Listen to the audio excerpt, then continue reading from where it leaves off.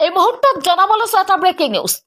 পানীৰ নামত এচিড, পানীৰ পৰিৱৰ্তে খোৱা পানীৰ বটলত আহিল এচিড। প্ৰথম প্ৰাণ ৰক্ষা এজন যুৱকৰ। গৰম নিবাৰণৰ বাবে খোৱা পানী গ্ৰহণ কৰোঁতে গুৰুতৰভাৱে আঘাতপ্ৰাপ্ত যুৱক। শিৱসাগৰ জেঙনিকটীয়া আকিব জাভেদ নামৰ যুৱকজনে কোনো কামত গৌৰীসাগৰলৈ যাওঁতে গৰমৰ পৰা পৰিত্ৰাণ বিচৰাৰ বাবে কামাখ্যা ষ্ট'ৰ নামৰ এখন ব্যৱসায়িক প্ৰতিষ্ঠানৰ পৰা ইণ্ডিপেণ্ডেণ্ট নামৰ এটা খোৱা পানীৰ বটল ক্ৰয় কৰে। খোৱা পানীৰ বটলটো মুখত লওঁতেই যুৱকজনৰ মুখ আৰু নাকৰ অংশ জ্বলি যায়। ততাতৈয়াকৈ যুৱকজনক এখন ব্যক্তিগত নাৰ্ছিং হোমত ভৰ্তি কৰোৱা হয়।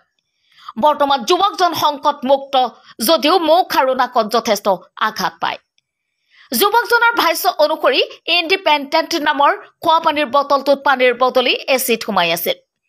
ক'ৰ পৰা কেনেদৰে খোৱা পানীৰ বটলত এচিড সোমাই আছিল সেয়া ৰহস্যৰ আৱৰ্তত যদিও যুৱকজনে ব্যৱসায়িক প্ৰতিষ্ঠানটোৰ বিৰুদ্ধে এজাহাৰ দাখিল কৰিব বুলি জানিবলৈ দিয়ে। গৌৰীসাগৰলৈ যাওঁতে তাতে গৰম তাত গোটেই গছ গছনিখিনি কাটি দিয়াৰ কাৰণে গৰম উঠি আছিলে। এখেতৰ দোকানতে মই গৈ মেলি পানী বটল এটা বিচাৰিলোঁ। তো পানী বটল নৰ্মেল তেওঁ যোনটো কেছ থাকে তাৰ মাজৰ পৰাই পানী বটল এটা মোক খুলি দিছোঁ।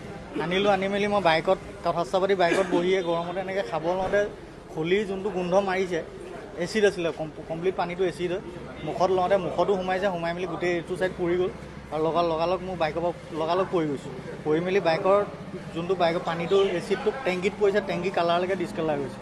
তো কাহিনীটো এইটোৱে যে তেখেতে এই বস্তুটো চাব লাগে। তেখেতে কৈছে যে এইটো মই নাজানো, এজেঞ্চিয়ে জানে। তো মইতো এজেঞ্চিৰ লগত কাহিনী নাই, মই এজেঞ্চিৰ পৰা 10 টকা দি পানী বটল কিনিব যোৱা নাছিলোঁ। মইতো তেওঁৰ দোকানৰ পৰা কিনিব গৈছিলোঁ। ইণ্ডিপেণ্ডেণ্ট পানী বটল লৈ আহিছিলোঁ মোৰ লগত। তেখেতক সেইটোকে কৈছোঁ। তাক ধৰিলোঁ, তেখেতে মোক লগতে লৈ আহিলে হ'লে।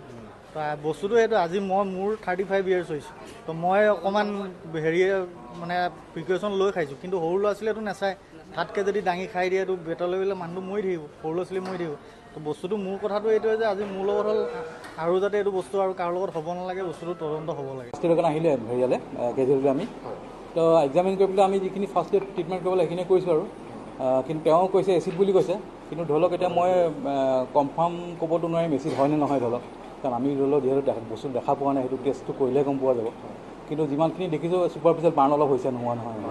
কিন্তু ভিতৰত কিবা এটা হয় কেমিকেল হেৰি হয়, কিন্তু অকল চিম্পুল পানী নহয় বেলেগ কিবা কেমিকেল হয়। কিন্তু টেষ্ট লৈ কৰা হ'লেতো গম পোৱা গ'লে কি হৈছে। কিন্তু এটা বস্তু প্লাছ পইণ্ট এইটো কি যে তাৰ মুখৰ ভিতৰত একো হোৱা নাই, মুখত যোৱা নাই। যিটো হৈছে ছুপাৰফিচিয়েল হয়, আচ্ছা হ'লটো দিগদাৰ হ'ল তেনেকৈ।